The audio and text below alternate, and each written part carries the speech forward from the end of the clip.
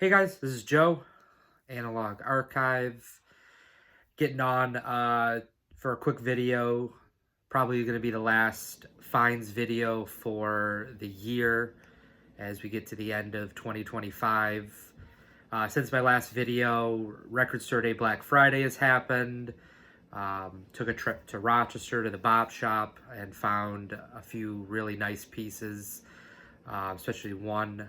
Been really looking for a copy of it for a while, um, and was able to also grab some stuff from an online seller along with from another record store that I've talked about. Um, Not a whole lot found recently, but been able to grab a few really nice records. So we'll get to it. My last video, last finds video, I was recapping WFMU and the finds that I had. And the big find from WFMU for me was Nation Time, Joe McPhee. And after doing a little bit of research after picking that up, I found out that there was actually a second record that came out in 1975 on the Hat Hut label that was more music from that same 1970 recording session at Vassar College in Poughkeepsie, New York. And that is Black Magic Man. So as I said, this came out in 1975 on the Swiss label Hat Hut. This actually was the first record that Hat Hut put out. A lot of the early late records on the label were Joe McPhee records, whether they were solo or group sessions like this one. But again, as I said, this was a recording from 1970, Vassar College in Poughkeepsie, about 2 hours north of New York City, and just similar, kind of similar type music to Nation Time. Differences though, Joe McPhee only plays saxophone on this. He's on the tenor and the soprano sax. But to round out kind of the trio, Mike Cull is on piano, and then Tyrone Crabb is on the bass, electric bass. It was actually not a trio, I'm sorry.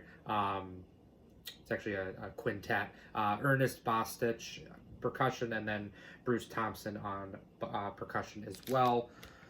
So this was originally recorded by Craig Johnson, recorded by Craig Johnson, along with him kind of producing and mixing, along with Joe McPhee. Craig Johnson was the starter of the CJR Record Productions label that also documented a lot of Joe McPhee's early recordings from like 1969 until about 1971, 72.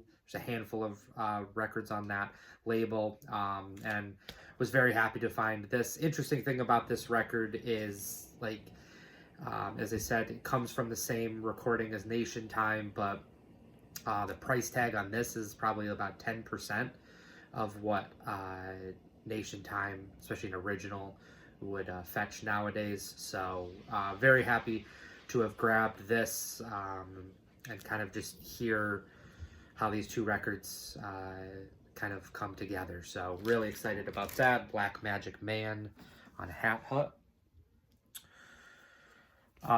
So that one, the first three, or actually these first two, are from the Bop Shop. Tom, the owner, he didn't partake really in Record Store Day Black Friday, but he did put out a lot of his stuff from his own collection, duplicates, and then also just records that he was just kind of passing on to other people. And in the bins in the collection was a copy of Olio, Grant Green. This is the original 1980 pressing. The King Records label out of Japan put out really the only, I believe, pressings of this, 1980. And then there was a second pressing in 1981 that had a different OBI. That's, I think, really the only difference between the two, but this was recorded in 1962.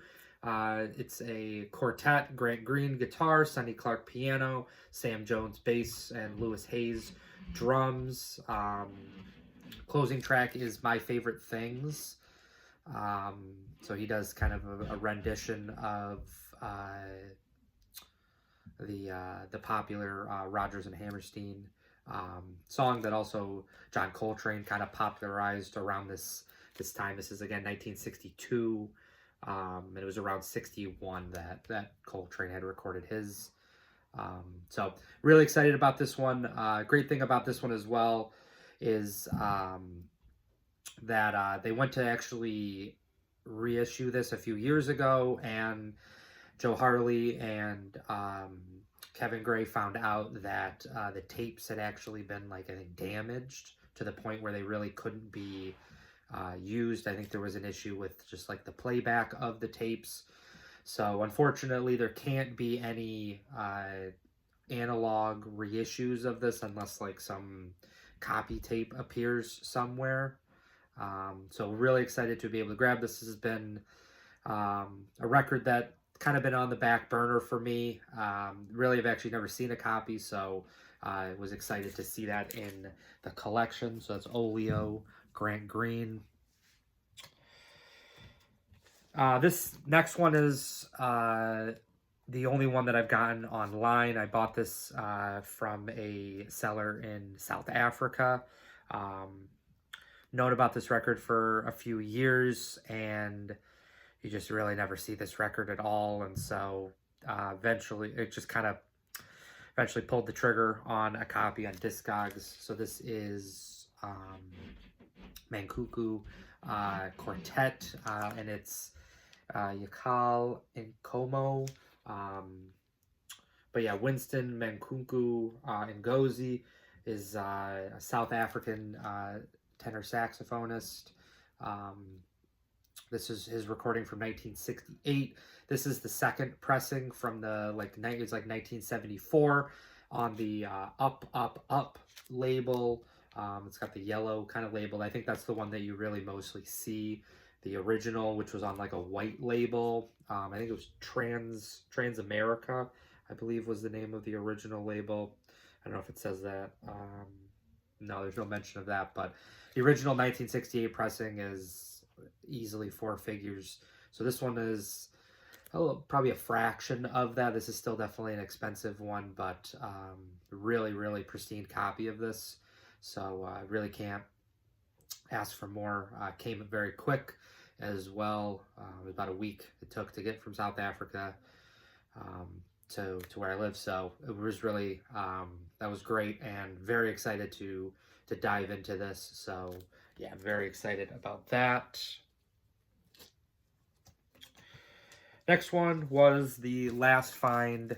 This is the big one from the Bob Shop collection, from Tom's personal collection, and that is Blue Lights, Kenny Burrell. This is Blue Lights Volume 2. So there were 2 of these. One of them has a lighter blue color, cover, and then there's this kind of purplish pink one.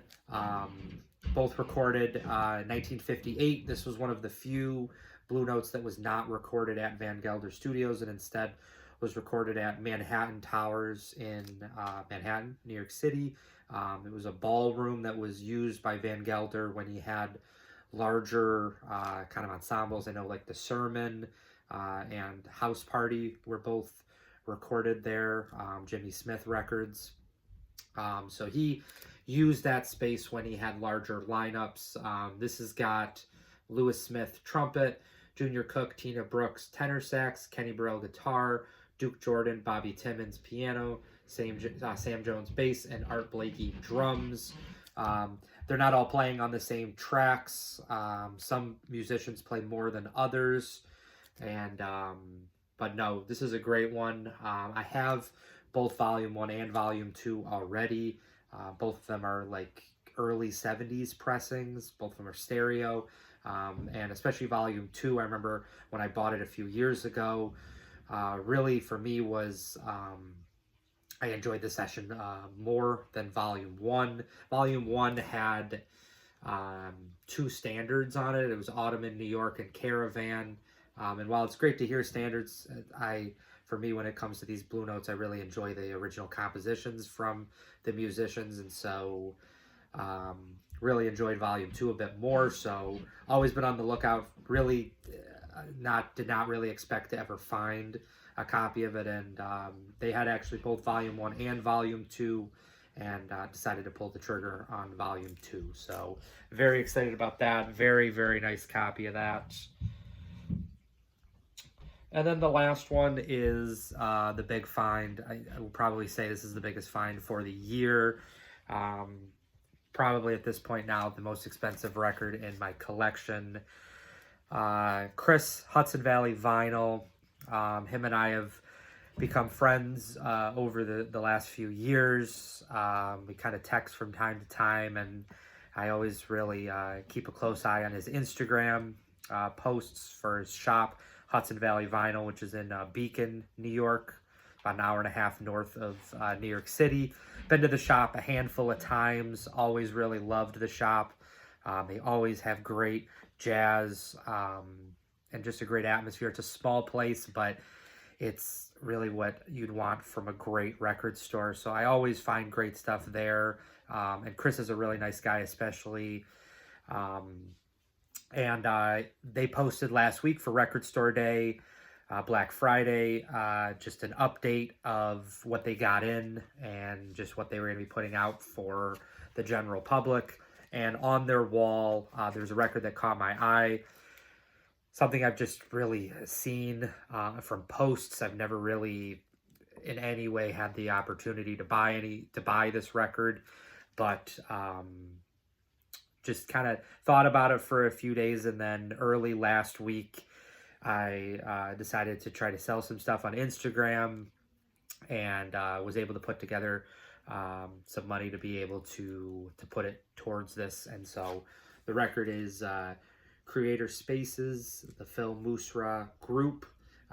This is a kind of a collective, if you want to say it, of 3 records that where each record was put out by a musician on this record. So this is a trio. You've got Phill Musra is on reeds, chimes, percussion, zurna. You've got his twin brother, Michael Cosmic, is on reeds, organs, percussion, alto sax, flute, piccolo, soprano sax, zurna, and then you've got Husey Innertunk is on drums, percussion. Each of them had a record that they put out around this like early to mid 70s time. 2 of the 3 records, so this one, Creator Spaces, and then the drummer, again, it's Husey Innertunk, had a record called Musiki that both came out on this label. It's called, I think it's called Intex. Might be wrong, let me see. Yeah, Intex Sound is the name of it, and while I have it out, I might as well show. This is the label, green kind of label. There's 2 pressings of this. There's one that has this cover of him, Phill Musra, on it, and then you've got there's a second not second pressing, but like a second version that is kind of like custom artwork that looks very much like a Sun Ra type artwork. And both of them have the green labels to it, but yeah, Musiki and then this Creator Spaces both came out on this Intex Sound label, and then Michael Cosmic had a record that came out, I believe, on a different label. Of the 3, the Michael Cosmic is certainly the rarest and also the most expensive, probably selling for at least 3 or 4 times the price of this. Was able to get a good price for this from Chris. Very, very nice copy. You can see it's, I mean, I've seen a few copies on Instagram people posted a lot of times. The covers, especially since this is just, the front and back were just like pieces of paper that were pasted on the cover. That just over time, they really just kind of broke down and they would tear and crumble. So very, very happy to have this real pristine copy of this. It's going to be tough to beat this 2026. But yeah, so very excited about that. Creator Spaces, Phill Musra. So not a whole lot, again, to show. If you liked what you saw, please think about liking and subscribing.